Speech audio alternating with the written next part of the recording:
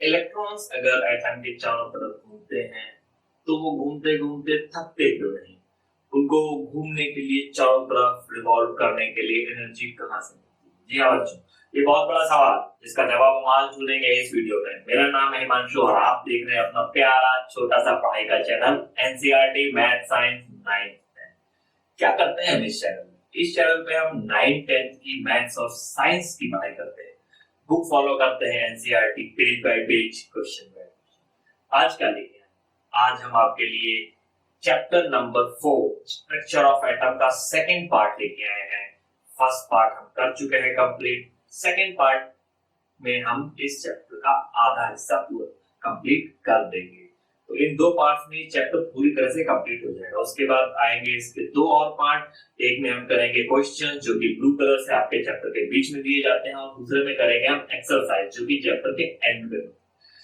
तो बिना time waste किए हुए हेडिंग डाल लीजिए आप। स्ट्रक्चर ऑफ एटम तो आपकी हेडिंग डली हुई थी। हम पढ़ चुके थे Bohr model. Rutherford atomic model पढ़ा था आपने, और उसका हमने पढ़ा था बोर मॉडल। रदरफोर्ड साहब ने कहा था कि एटम जो होता है वो उसमें एक न्यूक्लियस होता है, सारा मास वहीं पे होता है। एक बार रदरफोर्ड के मॉडल, जे थॉमसन का मॉडल तो इजी था, एक बार रदरफोर्ड के मॉडल को एक बार समझ लेते हैं, ठीक है? तो रदरफोर्ड साहब ने क्या कहा? रदरफोर्ड साहब ने तीन बातें कही थी।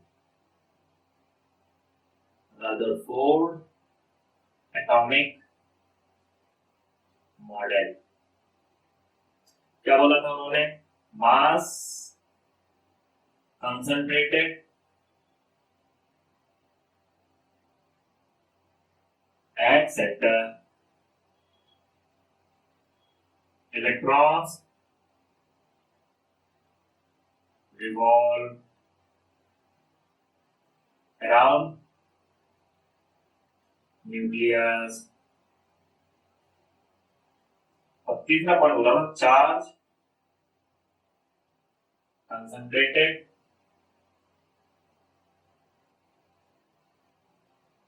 at centre. ये तीन पॉइंट बोले थे कि मास भी सेंटर पे होता है, न्यूक्लियस पे, चार्ज भी न्यूक्लियस पे होता है, और इलेक्ट्रॉन जो है वो चारों तरफ घूमते रहते हैं।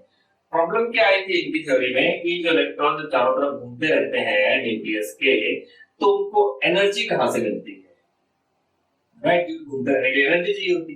तो इसके जवाब में बोर ने जो एटॉमिक मॉडल दिया था, उन्होंने बोला इलेक्ट्रॉन किसी भी सर्किल में नहीं घूमते, वो एक फिक्स्ड रेडियस के सर्किल में घूमते हैं। हर इलेक्ट्रॉन की एक फिक्स्ड रेडियस होती है, और हर इलेक्ट्रॉन की एक फिक्स्ड एनर्जी होती है। वो एनर्जी जो इलेक्ट्रॉन के पास होती है वही डिसाइड करती है कि वो कौन सी रेडियस में घूमेगा, और ये उस रेडियस में तब तक घूमता रहता है जब तक उसकी एनर्जी कम या ज्यादा नहीं होती। यानी कि किसी फिक्स रेडियस में, डिस्क्रीट रेडियस में घूमने के लिए एटम को एक्स्ट्रा एनर्जी नहीं चाहिए होती, वो उस रेडियस में परमानेंटली इनफाइनाइटली घूमता रह सकता है। ये बोला था नील बोर ने, और उसके हिसाब से उन्होंने बोला कि एटम जो है वो डिस्क्रीट शेल्स में रिवॉल्व करते हैं। तो नील बोर ने बोला, उन्होंने बस इतनी चीज बोली। ये जो बोला रदरफोर्ड का सब कुछ सही है, बस उन्होंने यही बोला कि electron revolve around nucleus in a fixed orbit। इतना बोल के चल लिए ये। इन्होंने इसमें कई चीजें और बताई। उन्होंने बोला कि अब फिक्स ऑर्बिट तो हो गई, तो फिर कई सारे सवाल उठ गए। सवाल नंबर 1 में फिक्स ऑर्बिट है तो किस हर ऑर्बिट में एक इलेक्ट्रॉन होता है कि ज्यादा होते हैं? अगर ऑर्बिट फिक्स है तो एक ऑर्बिट में 2 भी तो हो सकते हैं, 3 भी हो सकते हैं, 5 भी हो सकते हैं, 50 भी हो सकते हैं। तो हर ऑर्बिट में कितने होते हैं? क्या सारे इलेक्ट्रॉन एक ही ऑर्बिट में होते हैं या अलग-अलग इलेक्ट्रॉन्स के अलग-अलग ऑर्बिट्स होते हैं? और अगर अलग-अलग इलेक्ट्रॉन्स की अलग-अलग ऑर्बिट्स होती हैं तो किस ऑर्बिट में कितने इलेक्ट्रॉन होते हैं? सवाल वैलिड है। इन्होंने बोला कि किस ऑर्बिट में कितने इलेक्ट्रॉन्स होंगे वो इस फॉर्मूले पे डिपेंड करेगा। Number of electron in any orbit depends this formula. क्या है formula? n number of electrons को मान लेते हैं n is equal to 2n square, यानी कि किसी भी ऑर्बिट में कितने इलेक्ट्रॉन्स होंगे वो डिपेंड करेगा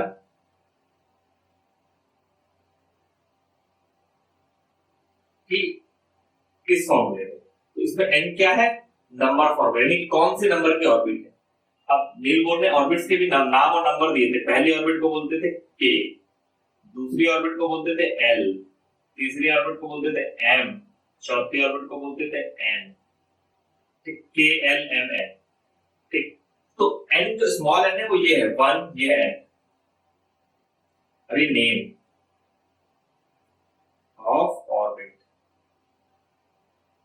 ठीक, नेम ऑफ ऑर्बिट, इसको ऑर्बिट को हम शेल भी बोलते हैं। क्या बोलते हैं? शेल। शेल भी बोलते हैं। कौन सी शेल में इलेक्ट्रॉन है? k में है, l में है, m में है या n में। ठीक, अब इतना समझ में आ गया। बोर नील बोर ने ये भी फॉर्मूला दे दिया कि ये नंबर ऑफ इलेक्ट्रॉन जो होंगे वो किसी भी शेल में, वो इस फॉर्मूले से पता चलेगा हमको। ठीक, कैसे चलेगा वो भी बताते हैं। मान लो k शेल की बात हो रही है, तो k शेल में कितने इलेक्ट्रॉन होंगे ये कैसे पता चलेगा? k शेल का नंबर है n1, तो k शेल में कितने इलेक्ट्रॉन हो सकते हैं? 2 into 1 square, 2 into 1 square is equal to 2 into 1 is equal to 2। घटा देते हैं, यानी कि सिर्फ दो ही इलेक्ट्रॉन हो सकते हैं। l में कितने होंगे? l का नंबर है 2, 2 into n की जगह रख देंगे 2 square is equal to 2 into 4 is equal to 8, यानी कि l में मैक्सिमम, ये मैक्स इलेक्ट्रॉन्स, ये है मैक्स इलेक्ट्रॉन्स, ये है max electrons.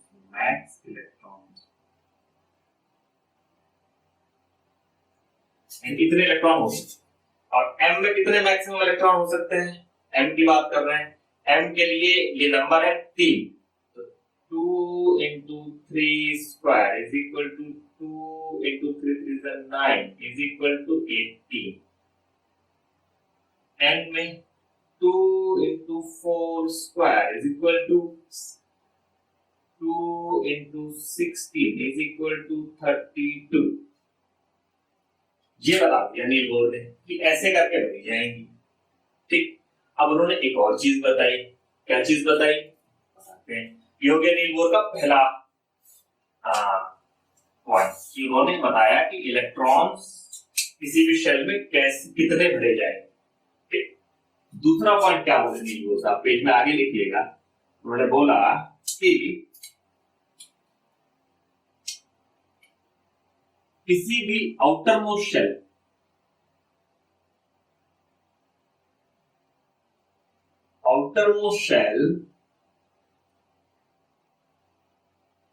cannot have more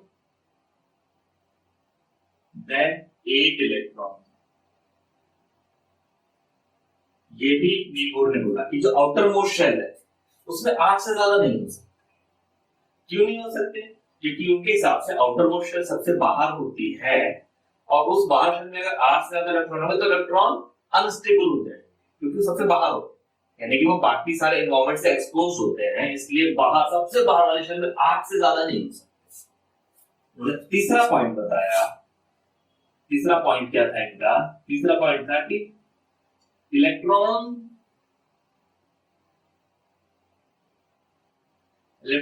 fill shells in sequential manner।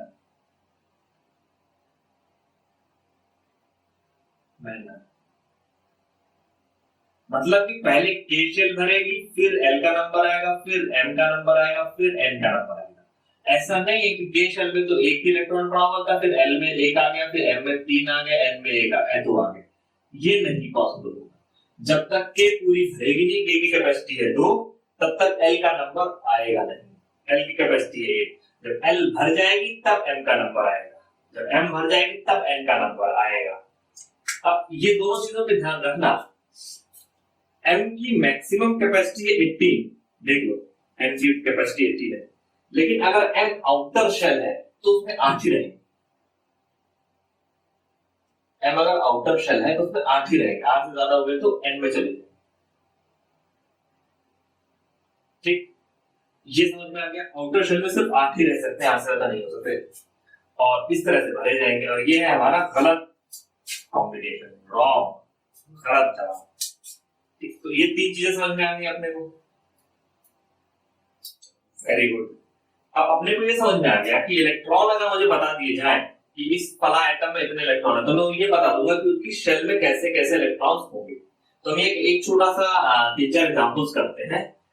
ये तीनों पॉइंट मैं आपको लिख रहा दूंगा, 1, 2 एंड 3। बाकी मैं कर दे रहा हूं डिलीट। ये कर दिया मैंने डिलीट। फिक्स ऑर्बिट होती है तो पता ही था अपने को, नीट बोर्ड में बताया था, इनका नाम भी डिलीट कर दिया, क्योंकि और रदरफोर्ड का मॉडल भी यहां से डिलीट कर दिया। ठीक, ये चीजें कर दी हैं हमने डिलीट।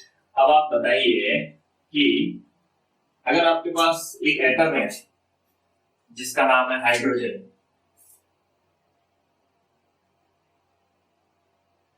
इसमें इलेक्ट्रॉन कितने होते हैं? 1। ठीक, प्रोटॉन कितने होते हैं? 1। न्यूट्रॉन कितना होता है? 1। अब इस हाइड्रोजन में इलेक्ट्रॉन जो होगा वो किस शेल में मिलेगा, कौन सी शेल में मिलेगा, और न्यूट्रॉन प्रोटॉन कहां मिलेंगे? किसका एटॉमिक मॉडल बनाए तो हाइड्रोजन का? वेरी इजी, सबसे इजी हाइड्रोजन का मॉडल बनाना। ये है न्यूक्लियस, इसमें मिलेंगे आपको न्यूट्रॉन एंड प्रोटॉन, और ये है आपका एक शेल। इस शेल का नाम है K, और K की कैपेसिटी कितनी थी? मैक्सिमम 2। लेकिन इलेक्ट्रॉन कितना है इसके पास? इकलौता इलेक्ट्रॉन, तो वो इलेक्ट्रॉन यहाँ पे घूम रहा होगा, इसी शेल में घूमता रहेगा इलेक्ट्रॉन। ठीक, ये है इसका स्ट्रक्चर ऑफ हाइड्रोजन एटम। लिख दे, structure of hydrogen atom. Hydrogen atom का स्ट्रक्चर मिल गया। हमारे चैप्टर का नाम क्या है? स्ट्रक्चर ऑफ एटम ही है, तो हमको मिल गया हाइड्रोजन एटम का स्ट्रक्चर। चलो वेरी गुड। अब हम बात करें अगर हाइड्रोजन के अलावा मान लेते हैं कि आपके पास नाइट्रोजन है, नाइट्रोजन का भी स्ट्रक्चर बनाते हैं। अगर आपके पास नाइट्रोजन है तो नाइट्रोजन में कितने इलेक्ट्रॉन होते हैं? Number of electrons 7, number of protons 7, number of neutrons 7, सब 7 7 होते हैं। ठीक, तो अब नाइट्रोजन का आप अगर स्ट्रक्चर बनाओगे नाइट्रोजन एटम का, तो कैसे होगा? एक होगा बीच में न्यूक्लियस, यहाँ पे होंगे न्यूट्रॉन 7, प्रोटॉन 7, और एक होगी शेल, इसका नाम है K। और K में कितने इलेक्ट्रॉन हो सकते हैं? मैक्सिमम K में 2 हो सकते हैं। इसके पास इलेक्ट्रॉन है 7, तो सारे इलेक्ट्रॉन K में तो आएंगे नहीं। K में कितने इलेक्ट्रॉन आएंगे? मैक्सिमम से मैक्सिमम 2, तो 2 इलेक्ट्रॉन K में बना देते हैं। एक इलेक्ट्रॉन यहां बना दिया, एक इलेक्ट्रॉन यहां बना दिया। ठीक, अब K के बाद नंबर आएगा L का, तो एक और शेल होगी ऐसे करके, ऑर्बिट होगी, जिसका नाम हम रख देंगे L। क्या नाम रखेंगे इसका? L। L में मैक्सिमम कितने इलेक्ट्रॉन हो सकते हैं? 8 हो सकते हैं। आपके पास कितने इलेक्ट्रॉन थे? 7 थे। 7 में से 2 यूज हो गए, बचे कितने? 5। कितने बचे? 5। तो 5 इलेक्ट्रॉन यहां डाल देंगे, 1 2 3 4 5 इलेक्ट्रॉन L में हो गए, 2 इलेक्ट्रॉन K में हो गए। नाइट्रोजन का काम खत्म, पूरा बच गया स्ट्रक्चर। तो ये आ गया आपको structure of nitrogen atom.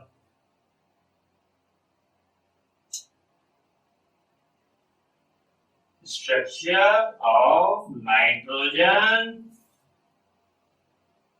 Atom. ठीक, इसी तरह से हम किसी भी एटम का स्ट्रक्चर बना सकते हैं अगर हमें उसके इलेक्ट्रॉन, प्रोटॉन और न्यूट्रॉन पता हो। तो न्यूक्लियस में 7 प्रोटॉन 7 न्यूट्रॉन, और बाहर की तरफ 7 इलेक्ट्रॉन्स। ठीक, कितना समझ में आ गया? चलो वेरी गुड। तो आपने अगर ये सारी चीजें लिखनी है तो नोट कर, मैं डिलीट कर देता हूँ क्योंकि हम आगे बढ़ने वाले हैं। मैं एक बार हट जा रहा हूँ, स्क्रीनशॉट ले लीजिए जिनको लेना है, फिर हम इसमें आगे बढ़ने वाले हैं। ठीक, स्क्रीनशॉट ले लीजिए आप लोग।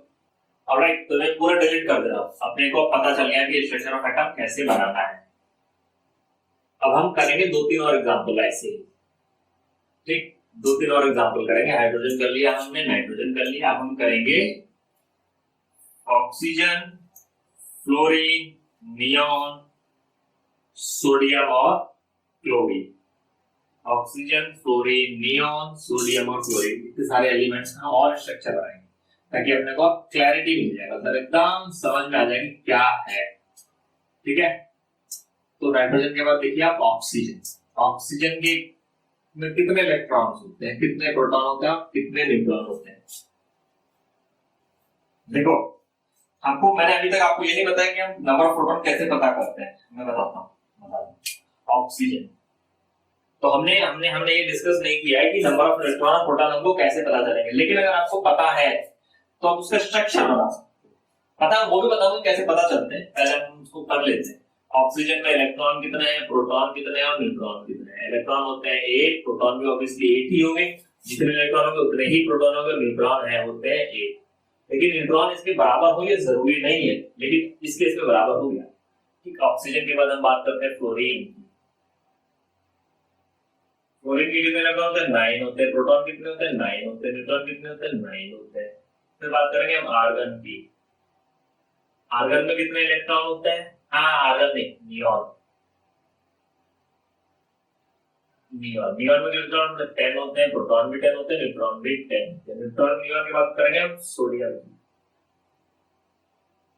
प्रोटॉन भी 11 होंगे क्योंकि जितना ये उतना ये, लेकिन न्यूट्रॉन होते हैं 12। तो इन तीनों का 4 है, इन चारों का हम एटॉमिक स्ट्रक्चर बनाते हैं। ठीक, इन चारों का एटॉमिक स्ट्रक्चर बनाते हैं। पहले बनाते हैं ऑक्सीजन की बात करते हैं। तो ऑक्सीजन हमारा ये रहा, प्रोटॉन न्यूट्रॉन लिख दिया हमने यहाँ पे, और प्रोटॉन लिख दिया। न्यूट्रॉन की तरह हमारे पास 8 और प्रोटॉन है 8, और ये आ गया अपना एक शेल के, और एक और आ गई हमारी एल। ठीक, ये है के, ये है एल। के में रहेंगे 2 इलेक्ट्रॉन और एल में रहेंगे मैक्सिमम 8। तो के में 1 इलेक्ट्रॉन 2 इलेक्ट्रॉन, एल में 1 2 3 4, 4 और 2 6, अभी 2 और बाकी 7। ठीक, तो ये हो गया structure of oxygen atom.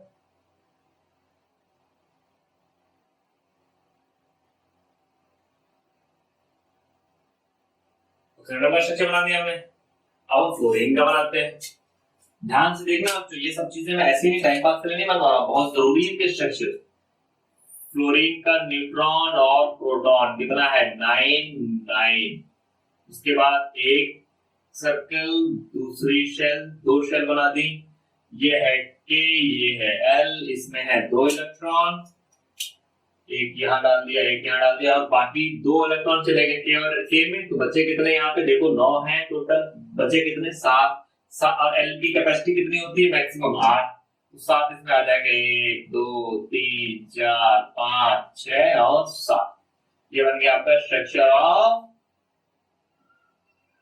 Of fluorine.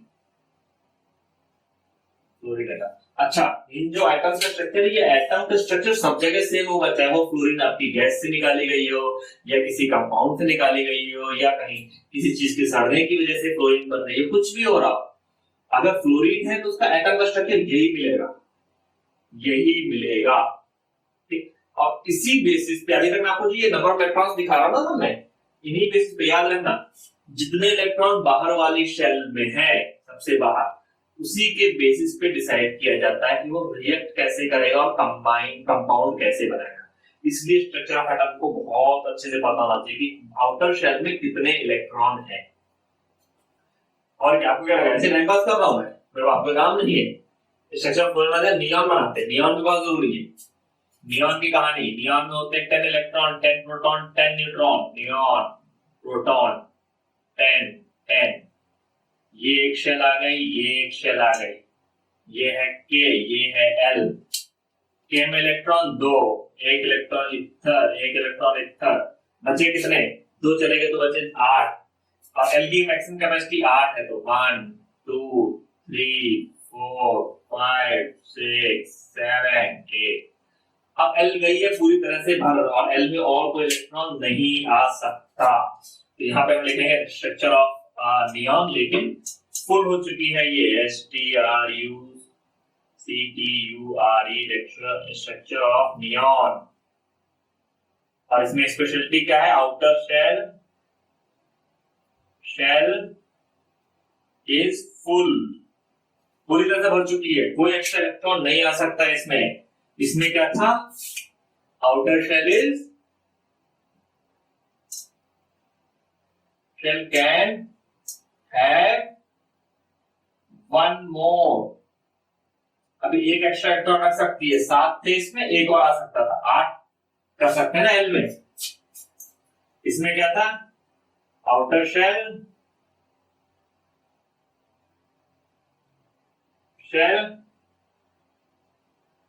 can have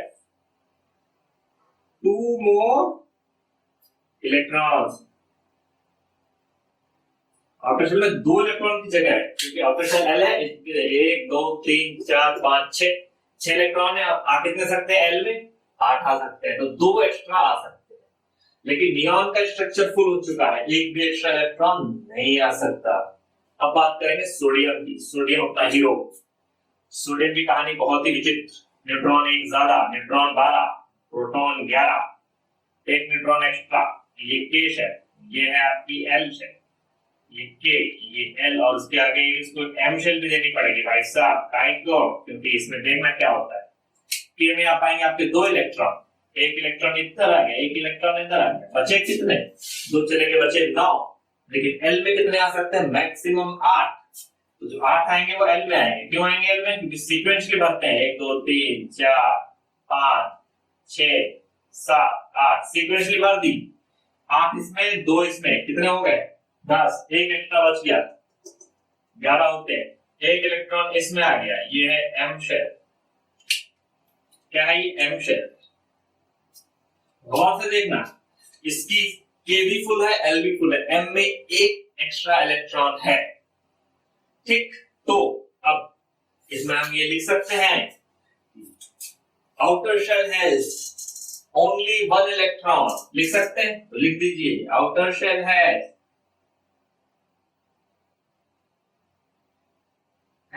only 1 electron. कितने हो सकते हैं एम में? 18 हो सकते हैं, हमने यार निकाला था 2n² के हिसाब से देखा जाए तो एम शेल में 18 इलेक्ट्रॉन हो सकते हैं। लेकिन क्योंकि एम एक आउटर शेल है तो मैक्सिमम कितने रखेगी? 8 से ज्यादा नहीं होने देगी।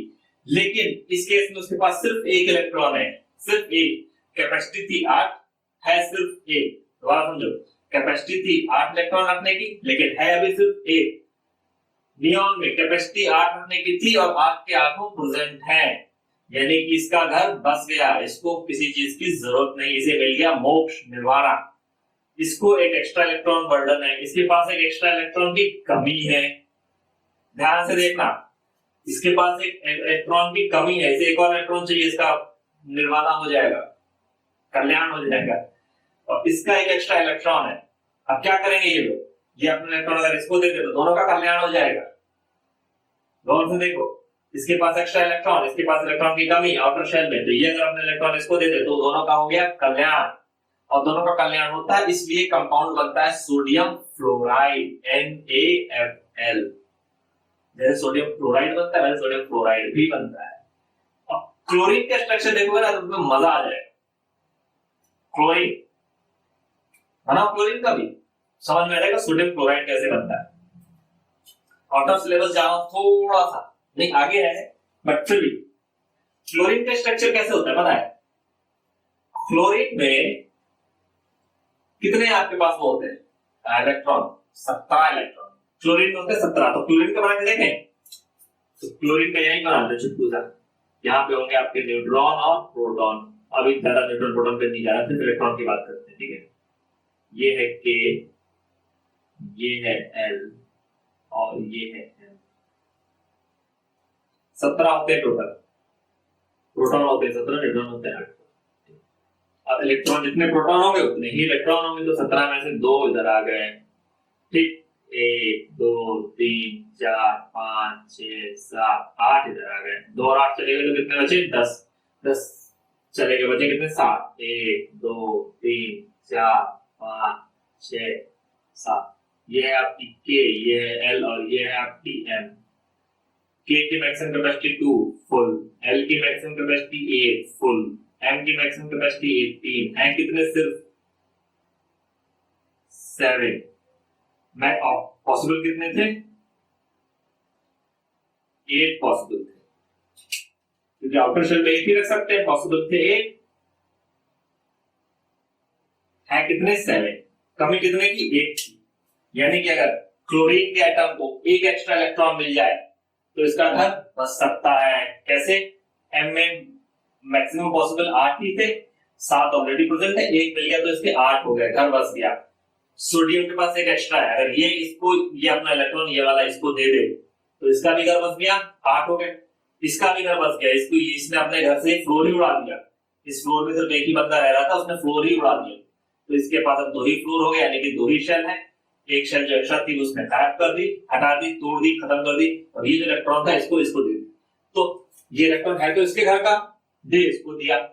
ठीक, तो ऐसा समझ लो कि ये इलेक्ट्रॉन इसके घर में रहकर इसको किराया दे रहा है, तो ये भी स्टेबल हो गया और ये भी स्टेबल हो गया, और ये दोनों स्टेबल तब तक रहेंगे जब तक सोडियम क्लोराइड का बॉन्ड बना रहेगा।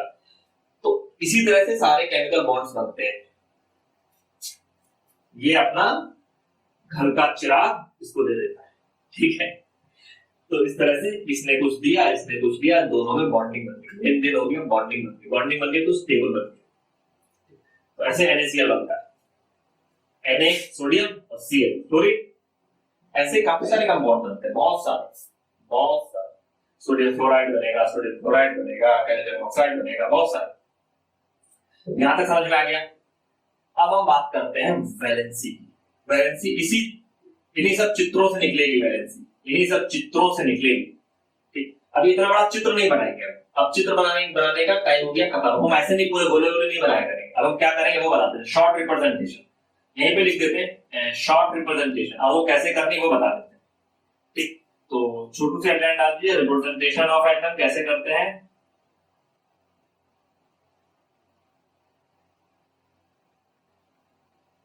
एटम का रिप्रेजेंट अभी बताया नहीं, तो भाग नंबर के बाद बताते हैं। ठीक, अभी हम बता रहे हैं सिर्फ शेल में कैसे इलेक्ट्रॉन रिप्रेजेंट करे जाते हैं। तो सब हमें सीक्वेंस ये रहता है के एल एम एन। ठीक, अब अगर मैं ऑक्सीजन की बात करूं तो के में 2 है, एल में 6 है, तो ऐसे लिखा है। नाइट्रोजन की बात करूं जो हमने पहले बनाया था नाइट्रोजन, इससे पहले वाले पेज पे, उसमें क्या था 2 और 5। अब ऑक्सीजन फ्लोरीन की बात करें तो फ्लोरीन के कितने थे अपने पास टोटल है 9। 9 में कैसे बनेगा 2 और 7। और फ्लोरीन के बाद आ गया नियॉन का 2 और 8, और सोडियम का कितना हो गया 2 8 और 1 एक्स्ट्रा आ गया ना, 2 8 1 के एल एम में 1 हो गया। तो ऐसे लिखा जाता है इसको। अगर मुझे एटॉमिक स्ट्रक्चर लिखना तो ऐसे लिख देंगे सोडियम का 2 8 1, नियॉन का 2 8, फ्लोरीन का 2 7, नाइट्रोजन का 2 5, ऑक्सीजन का 2 6। इस तरह से लिखते हैं, ये पूरा गोला गोली नहीं बनाते हैं। ठीक है, अब समझते हैं हम कहां वैलेंसी क्या होती है। चलो ठीक है, ये बना लिया, ये नोट कर लो, ये नोट कर लो, ये सारे स्ट्रक्चर्स नोट कर लो, काम आएंगे आपको समझने में भी और एग्जाम में भी। वेरी गुड, डिलीट कर रहा हूं मैं इसको। अब हम समझेंगे वैलेंसी क्या होती है। हमने पहले चैप्टर में पढ़ा हुआ, वैसे वैलेंसी क्या होती थी, कितने बॉन्ड बनाएगा, याद है पिछले चैप्टर में हमने पढ़ा था। हमने केमिकल फॉर्मूला लिखने की बात करी थी कि कौन सा एलिमेंट कितने बॉन्ड बनाएगा, वही होती थी उसकी वैलेंसी। कंबाइनिंग कैपेसिटी बताने के लिए वैलेंसी का यूज करते थे। ठीक, अब वैलेंसी हम कैसे फाइंड आउट करेंगे ये बताते हैं। बड़ा मजेदार टॉपिक है, बहुत ही मजा आने वाला है। हमने अगर स्ट्रक्चर ऑफ एटम समझ लिया तो वैलेंसी निकल के आ जाएगी, और इसी से समझ में आता है कि भाई साहब ये structure of atom he final है। तो इसने वैलेंसी भी निकाल दी। वैलेंसी क्या होती है वैलेंसी? बहुत सिंपल भाषा में बताता हूं, तो वो हम पहले बता चुके हैं कि कितने वो बॉन्ड बनाएगा, वो होती है वैलेंसी। लेकिन अगर स्ट्रक्चर ऑफ एटम से वैलेंसी की डेफिनेशन निकालें तो क्या होती है, तो इसकी 2 डेफिनेशन आती है, मतलब 2 तरह से मिलती है।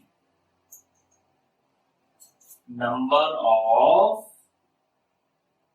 electrons in outer shell of 8 minus number of electrons in outer shell. ठीक, और इसी से डिपेंड करता है इसकी combining capacity. This basically determines the combining capacity. This determines the combining capacity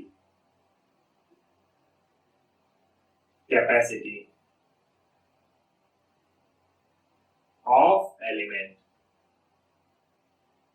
किसी भी एलिमेंट की कंबाइनिंग कैपेसिटी इन दो चीजों पर ही डिपेंड करती है. पहली चीज इलेक्ट्रॉन्स इन आउटर शेल.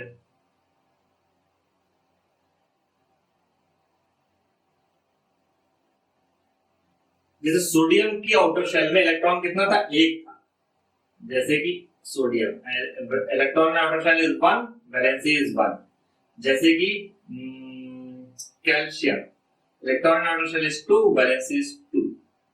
जैसे कि aluminium electron outer shell is 3, valency is 3. उसी तरीके से 8 माइनस नंबर ऑफ इलेक्ट्रॉन पे डिपेंड करती है. 8 minus number of electrons in outer shell. Example के तौर पे oxygen number of electron outer shell कितने थे? 6. वैलेंसी कितनी होती थी? 8 माइनस 6 इज इक्वल टू 2. ये कितना valency? Fluorine number of electron outer shell 7. Valency कितनी हो गई? 8 माइनस 7 इज इक्वल टू 1. ये समझ लो. अब मैं बताऊंगा ऐसी कहानी होती क्यों है. देखो क्या होता है. जैसे मैंने आपको सोडियम क्लोराइड का एग्जांपल दिया था ना, सोडियम यहाँ पे, क्लोराइड यहाँ पे, होता है. गौर से देखना, ये वाले जो एटम है ना, इनके पास एक एक्स्ट्रा इलेक्ट्रॉन है. इनके वैलेंसी है 1 2 3. इनके पास एक एक्स्ट्रा इलेक्ट्रॉन है आउटर शेल पे. आउटर शेल या तो 8 हो जाए. अच्छा, ये समझ में आ गया. अब इसके कॉन्सेप्ट को थोड़ा डिटेल में और समझते हैं. वैलेंसी कैसे निकली? वैलेंसी की डेफिनेशन तो थी कंबाइनिंग कैपेसिटी. तो फिर ये ऐसे कैसे निकल आ रही है? होता है क्या कि आउटर शेल में अगर 8 इलेक्ट्रॉन होंगे तो वो सबसे स्टेबल माना जाता है. इतना स्टेबल माना जाता है कि उसे किसी से कंबाइन होने की जरूरत नहीं है. इसीलिए नियॉन बहुत स्टेबल गैस मानी जाती है, कभी किसी से रिएक्ट नहीं करती. Neon is the most stable gas. क्यों? क्योंकि उसके आउटर शेल में 8 इलेक्ट्रॉन होते हैं. अब 8 इलेक्ट्रॉन करने के दो तरीके होते हैं. या तो अपना एक इलेक्ट्रॉन आप किसी को दे दो, किसी से कंबाइन हो जाओ, इलेक्ट्रॉन दे दो, या किसी से इलेक्ट्रॉन ले लो. तो ये जो एलिमेंट्स हैं ये इलेक्ट्रॉन लेने के बाद 8 कर पाते हैं. जैसे कि ये इसकी आउटर में 6 थे, इसने 2 ले लिए तो 8 हो गए. तो इसकी वैलेंसी क्या होगी? 2. फ्लोरीन इसके पास 7 थे कि 1 ले लेगा तो इसके लिए 8 हो जाएंगे. तो इसकी वैलेंसी कितनी हो गई? 1. उसी तरह सोडियम के पास एक एक्स्ट्रा था, ये अपना एक एक्स्ट्रा दे दे. या तो आप 2 इलेक्ट्रॉन या 2 इलेक्ट्रॉन, दोनों से आपकी कंबाइनिंग कैपेसिटी पता चलती है. तो कितने इलेक्ट्रॉन आप दोगे या फिर लोगे ताकि आप 8 बना पाओ. 8 इज द मैजिक नंबर. 8 बनाना है, आउटर शेल में 8 करना है. ठीक, इस बेसिस पे आपका डिसाइड होता है उसकी वैलेंसी क्या होगी. यहां तक समझ में आ गया? काफी सारी थ्योरी थी इसलिए मैंने सारी चीजें लिखवाई है. ऑलराइट, अब हम करने वाले हैं क्या? समझने वाले हैं एटॉमिक नंबर. क्या? एटॉमिक नंबर, मास नंबर और आइसोटोप, आइसोबार. एटॉमिक नंबर, इसकी डेफिनेशन ये कहती है कि number of proton in an element is atomic number. क्या? Number of proton in an element is atomic number.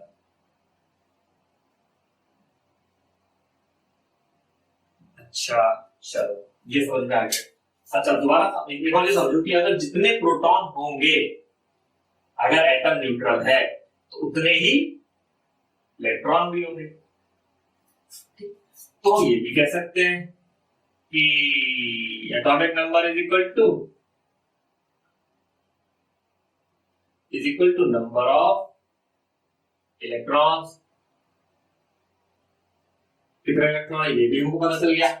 ठीक, इसी तरीके से एक टर्म होती है जिसको बोलते हैं मास नंबर। क्या बोलते हैं? Mass number. इसका नाम मतलब होता है number of neutrons, basically number of nucleons. Nucleons मतलब प्रोटॉन प्लस न्यूट्रॉन। बेसिकली वो पार्टिकल जिनका मास होता है, प्रोटॉन का मास होता है, न्यूट्रॉन का मास होता है, इन दोनों को जोड़ने के बाद बनता है मास नंबर। याद रखना, मास नंबर क्यों है? क्योंकि ये उन पार्टिकल्स को जोड़ के बनता है जिनका मास होता है। इजी टू रिमेंबर चीज बता रहा हूँ, ट्रिक बता रहा हूँ। मास नंबर वो होता है जो उन पार्टिकल्स के काउंट को जोड़ के बनता है जिनका मास होता है। ठीक, तो ये होता है मास नंबर। अब एक एलिमेंट को रिप्रेजेंट कैसे करते, जो मैंने आपको यहाँ पे लिखा ना, रिप्रेजेंटेशन ऑफ एलिमेंट्स, वो हमको अगर एटॉमिक नंबर मास नंबर पता है तो रिप्रेजेंटेशन क्या होता है? रिप्रेजेंटेशन ऑफ एलिमेंट कैसे रिप्रेजेंट करते हैं उसका पहले लिखते हैं सिंबल। कहां लिखते हैं? यहाँ पे सिंबल। और यहां लिखते हैं मास नंबर, और यहां लिखते हैं एटॉमिक नंबर। जैसे ऑक्सीजन लिखा सिंबल, मास नंबर कितना हुआ? 8 to the 16, atomic number 8। Nitrogen mass number 14, atomic number 7। Sodium mass number 23, atomic number 11। ऐसे रिप्रेजेंट करते हैं। मास नंबर लिखते हैं ऊपर, एटॉमिक नंबर नीचे। ऐसा समझ लो कि जो मास नंबर होता है बड़ा होता है, वो लगता है ऊपर। न्यूमरेटर जो होता है वो बड़ा होता है, मास नंबर होता है। ठीक है, और एटॉमिक नंबर जो है डिनोमिनेटर होता है। बेसिकली डिनोमिनेटर नहीं है, बट समझ लो ऐसा, बड़ा वाला ऊपर छोटा वाला नीचे। क्या समझे? बड़ा वाला ऊपर छोटा वाला नीचे, मास नंबर ऊपर एटॉमिक नंबर नीचे। इस तरह से रिप्रेजेंट करते हैं किसी भी एलिमेंट को। अगर हमें उसका एटॉमिक नंबर मास नंबर, और एटॉमिक नंबर जो होगा वही उसका नंबर ऑफ इलेक्ट्रॉन्स भी होंगे। तो इससे वो काफी इंफॉर्मेशन मिल जाती है। अगर 8 है तो उसका क्या मतलब है, उसकी शेल कैसे होगी, उसकी कौन सी शेल में कितने इलेक्ट्रॉन होंगे, सब में यहाँ से पता चल जाता है। ठीक, और एटम की जो प्रॉपर्टीज होती है, कि केमिकल प्रॉपर्टीज जितनी होती है, वो उसके एटॉमिक नंबर से डिटरमाइन होती है।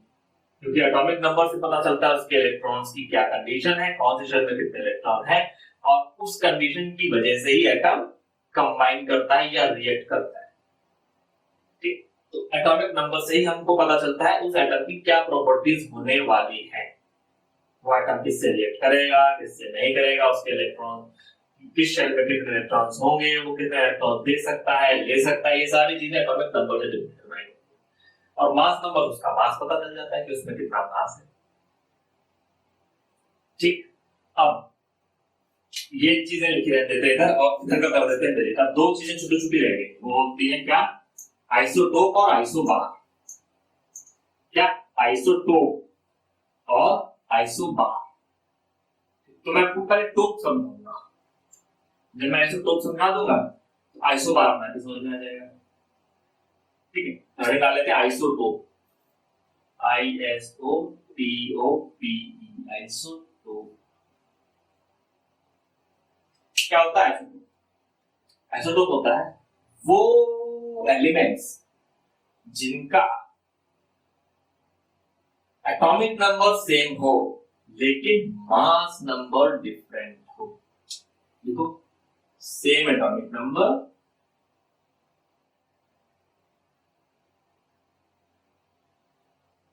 बट डिफरेंट मास नंबर, इसको आइसोटोप बोलते हैं। इस तरह से होता है कि इसका बड़ा वाला होता है आइसोबार। वो क्या होता है? वो ये बोलता है कि सेम मास नंबर सेम होगा बट डिफरेंट एटॉमिक नंबर। अच्छा चलो ये समझ में आ गया। बताओ याद रखना कैसे, याद रखने की टेक्निक बताओ। अब क्योंकि आइसोटोप सेम एटॉमिक नंबर होता है और एटॉमिक नंबर ही एलिमेंट का सिग्नेचर होता है, उसका सिंबल होता है, उसकी पहचान होती है। तो अगर एटॉमिक नंबर सेम है तो these atoms would be of same element,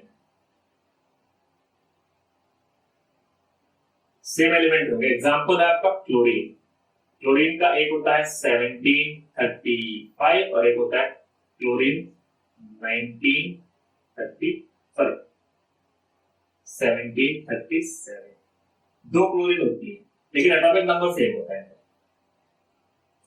अच्छा और इसमें क्या है, आइसोबार में सेम मास नंबर है लेकिन डिफरेंट एटॉमिक नंबर है। क्योंकि एटॉमिक नंबर बदल गया तो ये एलिमेंट भी बदल गए, क्योंकि एटॉमिक नंबर डायरेक्टली रिलेटेड होता है एलिमेंट से। तो दे हैव डिफरेंट एलिमेंट्स।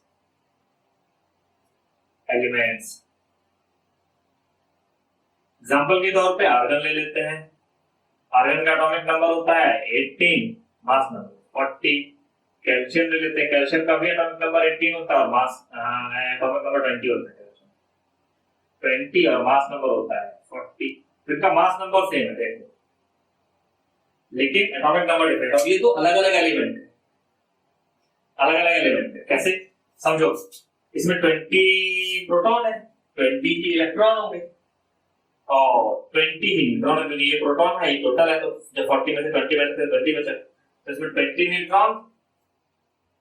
अगर मैं ऐसे लिखूं यहाँ पे तो क्या होगा, न्यूट्रॉन प्रोटॉन इलेक्ट्रॉन। न्यूट्रॉन कितने हुए यहाँ पे 20, प्रोटॉन कितने हुए 20, इलेक्ट्रॉन कितने हुए 20। यहाँ पे इलेक्ट्रॉन हुए 18, प्रोटॉन कितने हुए 18 और न्यूट्रॉन कितने हुए 22।